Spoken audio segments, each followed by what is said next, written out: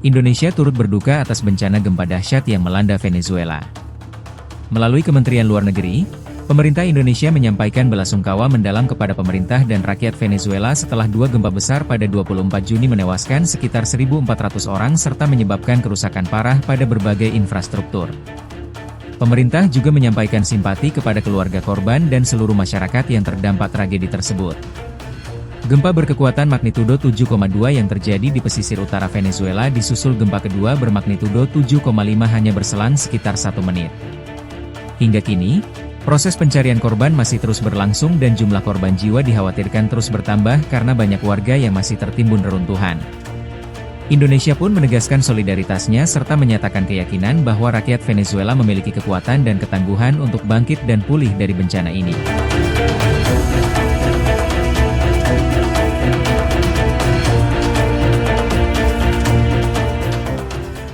Ketegangan politik di Amerika Serikat memanas, setelah Senat meloloskan resolusi yang membatasi kewenangan Presiden Donald Trump untuk melancarkan aksi militer lanjutan terhadap Iran tanpa persetujuan Kongres. Dukungan lintas partai dalam pemungutan suara ini menjadi sinyal kuat bahwa langkah militer Amerika terhadap Iran kini menghadapi pengawasan yang lebih ketat dari para legislator. The yeas are 50, the nays are 48. The concurrent motion is agreed to.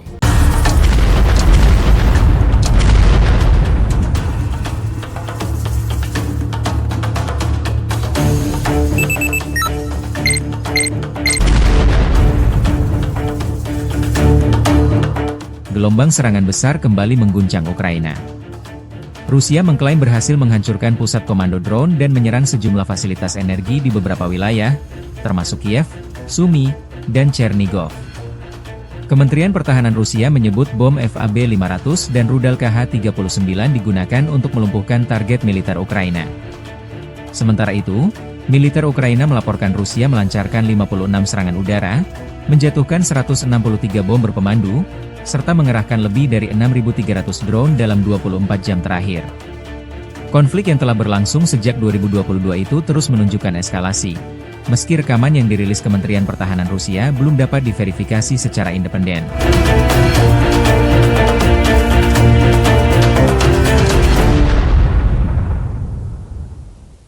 Pemirsa, Amerika Serikat dan Iran mencapai kesepakatan damai setelah kedua negara bertemu secara virtual pada hari Minggu. Sejumlah poin penting disepakati kedua negara termasuk penghentian perang secara menyeluruh.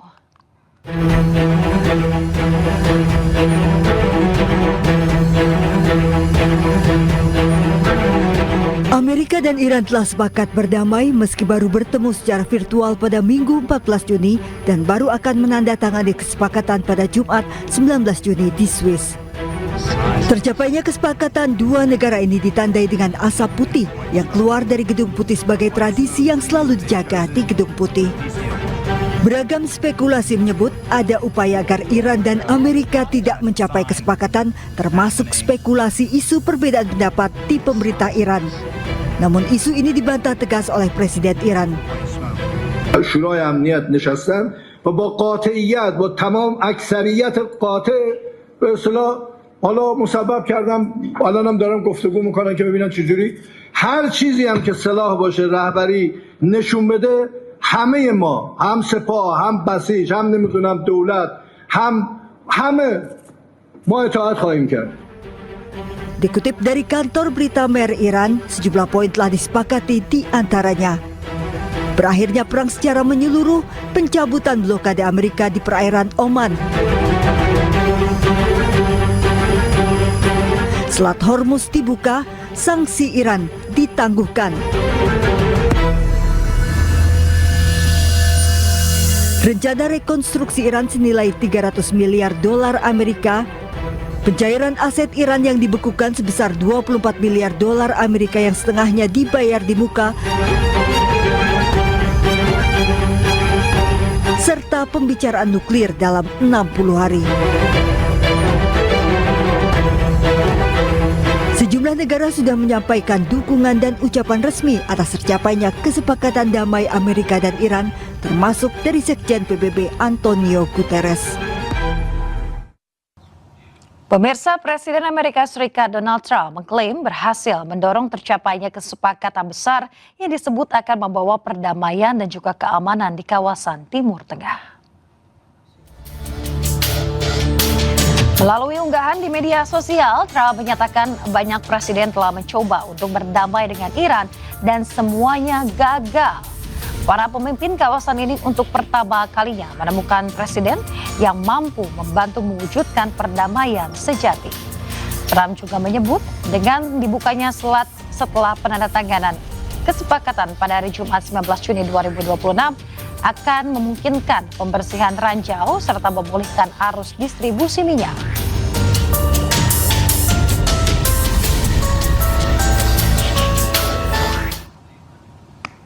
Ya, pemirsa, tentara Zionis Israel mendirikan pos pemeriksaan di daerah pedesaan Quneitra di Suriah Selatan.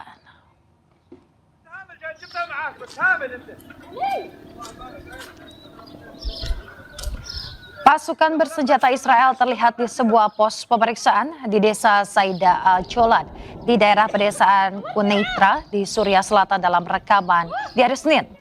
Peristiwa ini terjadi kurang dari seminggu setelah media lokal melaporkan bahwa IDF telah mendirikan pos pemeriksaan di jalan yang menghubungkan desa Saida al-Jolan dan juga al-Mufaras di pedesaan Quneitra Selatan. Namun Israel tidak berkomentar terkait dugaan penyusupan tersebut. Menteri Pertahanan Israel Katz menyatakan tentara Israel akan tetap berada di zona keamanan di Lebanon, Suriah dan juga Gaza tanpa batasan waktu. Hal ini terjadi setelah Amerika Serikat dan Iran mengonfirmasi bahwa mereka telah mencapai kesepakatan untuk mengakhiri konflik mereka.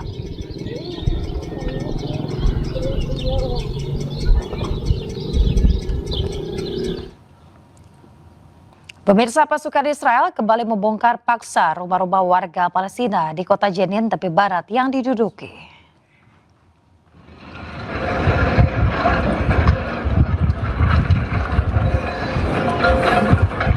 Pembongkaran secara paksa di kawasan kota Barta'a, kota Jenin tepi barat Palestina dilakukan pada hari Minggu. Nampak sejumlah alat berat dikerahkan meratakan rumah-rumah yang menjadi sasaran operasi. Pasukan Israel berdalih bangunan yang dihancurkan tidak memiliki izin pembangunan resmi dari otoritas Israel. Dalam sepekan terakhir, sedikitnya 15 rumah di kawasan ini telah dibongkar paksa oleh otoritas Israel.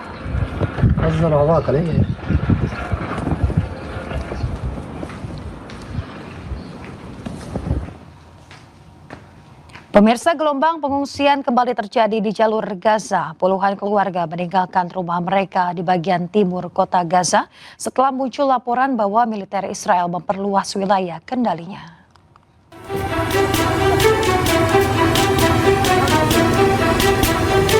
Puluhan keluarga terpaksa mengungsi dari lingkungan Al-Tufah dan Al-Sujaiyah di timur kota Gaza. Kawasan Al-Tufah memperlihatkan kendaraan yang dipenuhi barang-barang pribadi meninggalkan wilayah tersebut. Eksodus warga terjadi setelah muncul laporan mengenai perluasan wilayah yang disebut sebagai garis kuning, area yang berada di bawah kendali militer Israel dan membatasi akses warga sipil. زي ما انتم شايفين فيها مع الخط الاصفر امبارح قدموه تقريبا الساعه 2:30 بالليل والناس نايمه فعملوا ضجه هنا واليهود قربت وجد دبابات هنا وحطوا خط اصفر وحطوا كمان هنا خط وين النزوح الناس هنا تسرد ايش بدنا نسوي بدنا نروح حنبات هنا وحنضلنا هنا لو بده يجي 1000 دبابه هنا حنضلنا قاعدين مكاننا. Pergerakan tersebut menyebabkan puluhan keluarga terpaksa meninggalkan rumah mereka demi alasan keselamatan. Hingga kini, pemerintah Israel belum memberikan tanggapan resmi terkait laporan perluasan wilayah kendali tersebut. Teroris Israel sengaja membakar masjid, rumah dan kendaraan warga Palestina di kawasan tepi barat. Aksi pembakaran memicu kepanikan warga.